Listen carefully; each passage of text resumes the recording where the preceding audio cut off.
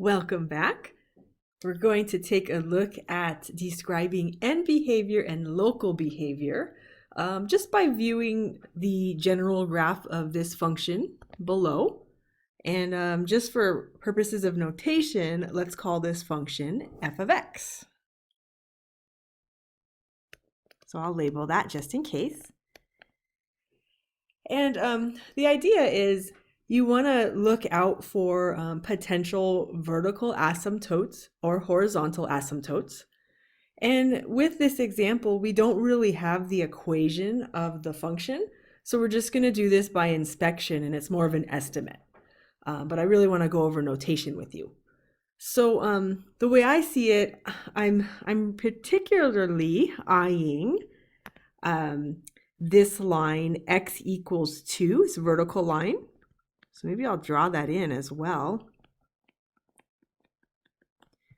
I suspect that the line, vertical line x equals 2 is what we would describe as the vertical asymptote. And I like to abbreviate it with VA. And the reason why I'm thinking that is I can kind of look at the behavior of the function. And as the x values are getting close to the value x equals 2, in either direction, you see the function itself is behaving where it's shooting really, really low to negative infinity, or really, really, really, really high to positive infinity. So see how that's happening as you're coming from the left or you're coming from the right. So I'm pretty sure that we have a vertical asymptote going on. So in college algebra class, all we'd have to say is, hey, x equals 2 is the vertical asymptote, we're all good. But if you're prepping for calculus, you want to talk about using, they talk about this as arrow notation in a sense, to describe this behavior. And as far as I'm looking at this, when we're talking about vertical asymptotes, they usually refer to this using local behavior. So if I'll kind of write this on the side, my local behavior is happening as such. So let's kind of review this one more time. I like to kind of talk about it. So let's look at, again, the key value is x equals 2. Let's see if I can write that nicer. I know it's in the way. And what you want to ask yourself is, as the x values are approaching 2, what are happening or what is happening to the y values? So let's try this. For the local behavior, I'm going to say as x approaches 2, notice I'm using that arrow, usually talking about approaches. And you want to talk about it, it depends on what side you're coming from. So I'm going to look at it this way. I'm coming from the left side, or I'm coming from the negative side. So as x approaches 2 from the negative side, you kind of use it as I guess it kind of looks like an exponent. That's 2 from the negative side.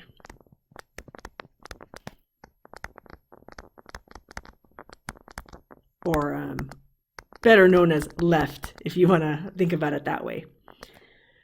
So as x approaches 2 from the negative side, let's see what's happening to the y values.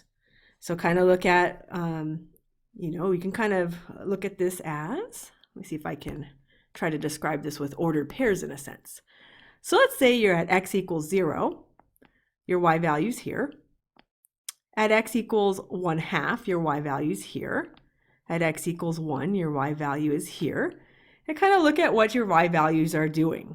X equals maybe about 1/2. You see how the y values are getting lower and lower. If you want to get really, really close to 2, or excuse me, that was 1.5.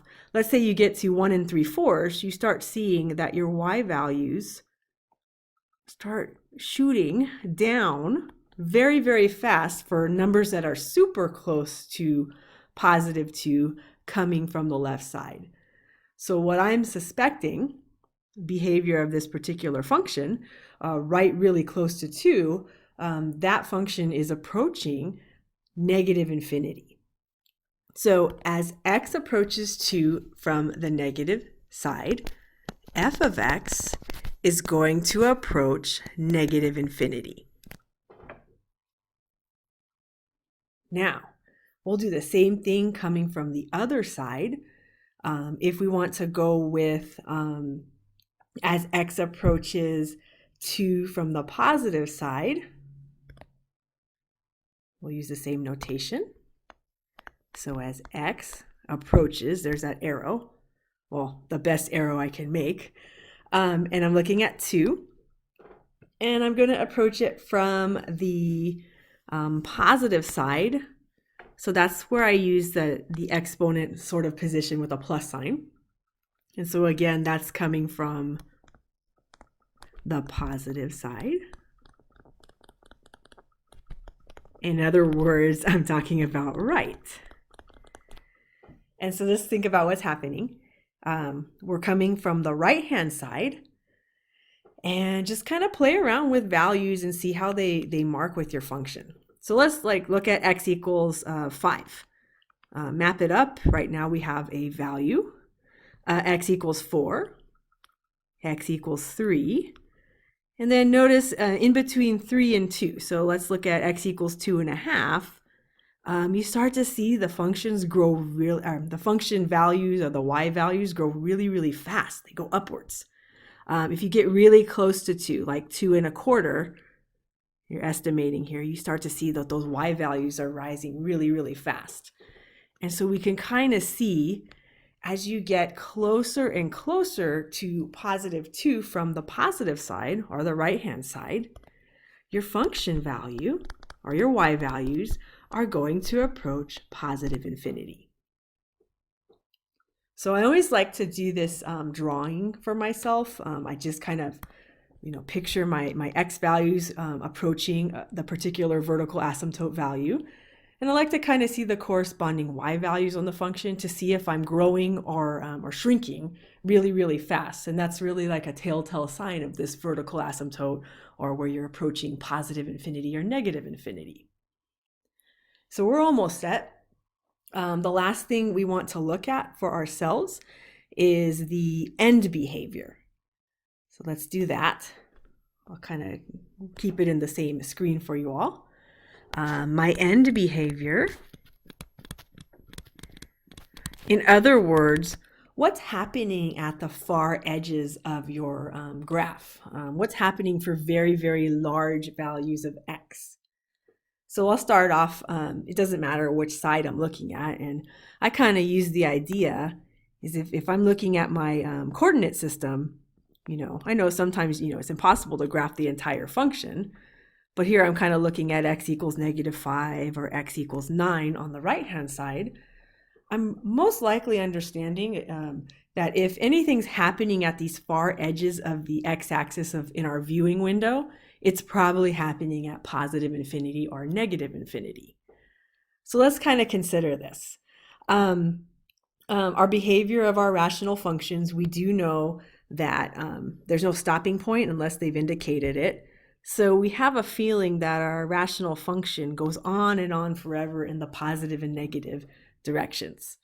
So what I'm looking at for, again, end behavior, as x approaches a very, very large value or a very, very small value, in other words, as x approaches, let's go with very, very small value, negative infinity. So that means we'll be looking at the left side of our graph. So you see what's happening to the x values. And let's, for purposes of making this a little prettier, kind of erase all the other work I have for my local behavior. Okay. So again, what we're doing is we're looking at what's happening as x gets very, very large. So we kind of assume if it's happening at -5, it's happening somewhere way out here as well, which in that case, it would be kind of x equals negative infinity. So kind of look at it, x equals -3, we see kind of the corresponding y values. X equals -4. It seems like they're getting very, very, very close to a particular y value as you go. And we don't really have the equation of the function, but I'm pretty darn sure that if we are looking at the fact that in both cases, the function seems to be kind of bounded by a horizontal line, I'm thinking I've got myself a horizontal asymptote of y equals, should be positive 1. And I'll abbreviate that with a HA.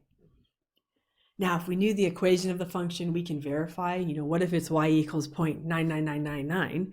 But for purposes of inspection, I'm assuming if we think it's a certain value in this graph, it is. So let's kind of look at this one more time, just kind of understanding. As x is getting smaller and smaller, so if x is -3, x is -4, x is -5, x is -6, all the way out to x is -infinity, it seems like this rational function is not going higher than y equals 1. So as far as I'm concerned, the end behavior, as x approaches -infinity, our function itself, f of x, is going to approach what y value? Positive 1. Now, do the same thing on the other side. As x approaches positive infinity, and just kind of consider what we're actually talking about. So let's say x equals 6. Look at where our function is going. X equals 7. X equals 8. And again, if we're like x equals 9, we're getting really, really close to that horizontal asymptote, or what we think the horizontal asymptote is. So if it's happening at x equals 9, just imagine this shooting far off. It's probably happening at x equals positive infinity. Seems like that y value is getting pretty darn close to the y value of 1. So as x approaches positive infinity, and I just use 9 as an example, just kind of think of what your y values are doing. They're getting very, very small, or getting very, very close to the horizontal asymptote, which that y value is 1. So as far as arrow notation goes for end behavior, as x approaches positive infinity, f of x approaches again positive 1. Now, if you want to be more specific, and I'm not sure, I don't know if it's that important in this particular class, we could be a little more specific as far as, what side of the horizontal asymptote are we approaching it from? So I'll do that just in case, and I'll write that in pink. I'll kind of use that on the side. Let's kind of consider one more time. Same idea. If I look at as x approaches positive infinity, I kind of want to know what side of the positive 1 am I on. So again, look at your function. We kind of see as x is approaching, let's see if I can draw my arrow. So x is approaching this negative infinity right here. What's happening to your y values? They're getting very, very close to the line y equals 1. It looks like they're still under the line y equals 1.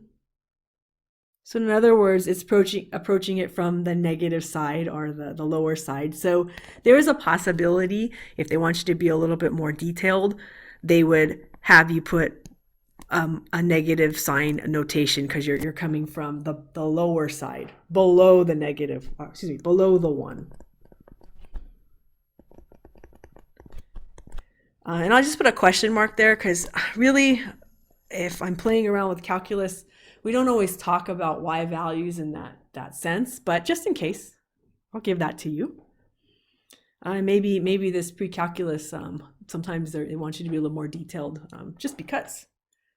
So let's look at this one more time, just in case, again with a question mark, if you want to be specific. If x is approaching positive infinity, what's happening to the y values? You can kind of see like, yeah, they're getting smaller and smaller, and they're getting closer and closer to the line y equals 1, but they're still kind of above. So you could describe that as you're approaching 1 from the positive side. And again, I'm going to put a little question mark there, because a lot of times we don't really refer to y values coming from the positive or negative side, but I'll leave that just in case. And that would be me saying that that is above y equals 1. So hopefully this will help you out. I know sometimes the arrow notation gets a little confusing, but you're always kind of thinking about as x is approaching certain values, what is happening to the y values? So that's what we're always talking about with this long-term behavior, end notation, local behavior. So I hope this helps. Feel free. There's a lot of practicing you still got to do to get really, really good at it, but maybe this will give you a good start. I'll see you in the next example.